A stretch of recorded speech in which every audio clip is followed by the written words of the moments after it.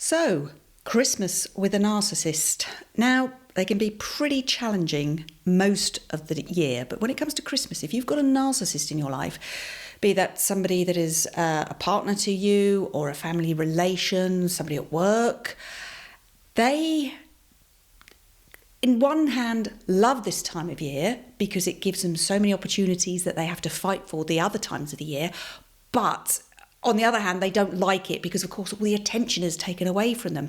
So I'm going to give you the top 7 tips to dealing with a narcissist at Christmas. Number 1, don't read the script. Now, what I mean by this is, just say, for instance, somebody comes in, they're visiting your home for Christmas Day, say, for instance, and they come in and they're all, our car broke down on the way here. Oh, I'm not feeling very well. That's a really typical one. I'm not feeling very well. The script instantly is them setting it. They're setting the agenda. They are setting how the day will go. And the script that you could possibly read in that scenario, you'd be saying, oh, is there anything I can get you? What can I do? Oh, I'm in the middle of doing a million things to get Christmas dinner ready, but I've now got to stop and attend to you. That's what I mean by a script. It comes in various forms, so don't read the script. Have your escape plan or your exit strategy. And what I mean by this, and even if you're in your own home, you specifically know that if that person is getting too much, they're getting too naggy at you, they're doing all the passive-aggressive stuff. Oh, this was a lovely Christmas dinner. Oh, but, a bit dry. I found the whole thing a little bit dry and a little bit flavourless, but a really lovely Christmas dinner. All that type of things that they'll come up with.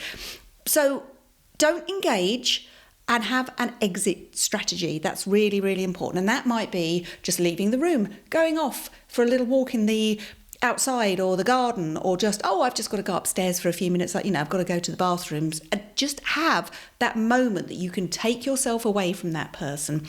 Don't engage with them, because that's what they want you to do, regardless of the fact that you may have laid on a beautiful Christmas dinner for 20 people.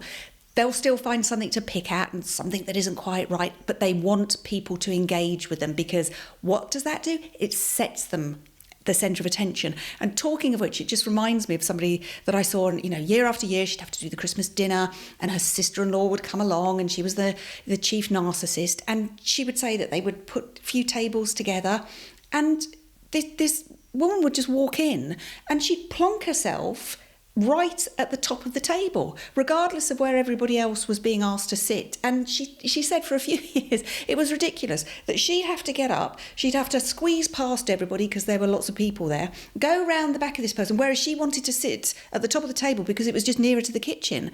And eventually she said to this her sister-in-law, oh, please, could you just sit further down? Would you mind sitting? If you want to sit at the end of a table, sit at the other end of the table.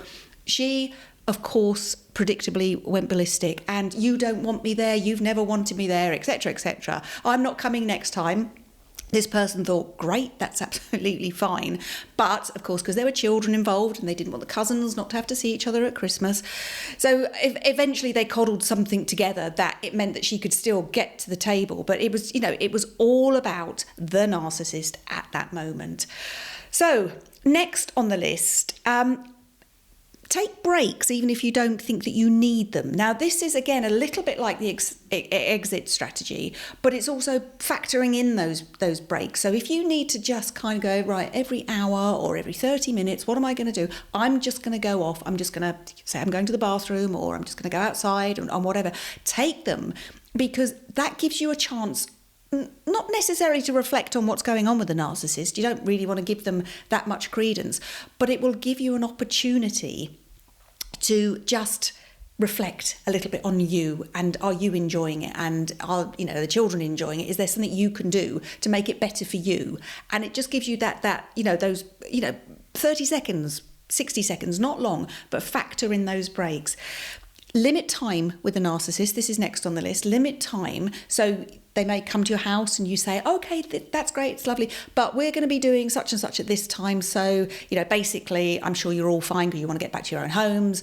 You'll be wanting to go. And if they're staying over with you, again, limit the time. Right, I'm going to be doing this at this time. So make sure that you know what you're doing, because it will make life so much more bearable for you.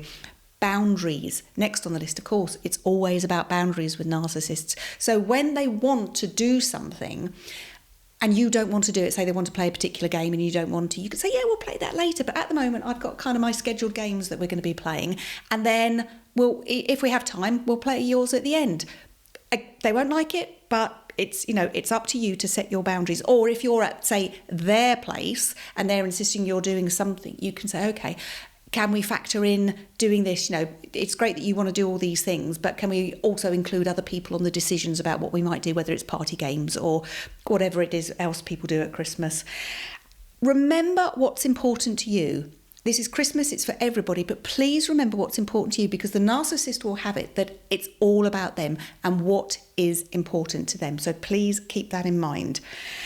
And lastly, as much as the brickbats may be coming in your direction from the narcissist, oh, you haven't done this, you do this wrong, I would have done this better, the usual things that they may say, don't take it personally, because they would be like that to anybody unless they're trying to impress them for their own narcissistic reasons. So hard as it is, don't take it personally, because we have people, the lady that I said, where the sister-in-law would sit at the end, she said it was the same every single year.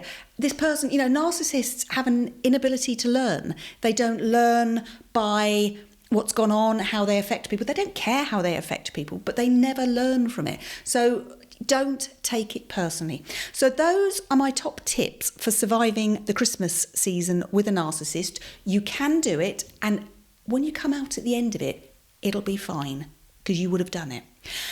Thank you so much for watching, and I will see you very soon. And until then, take care.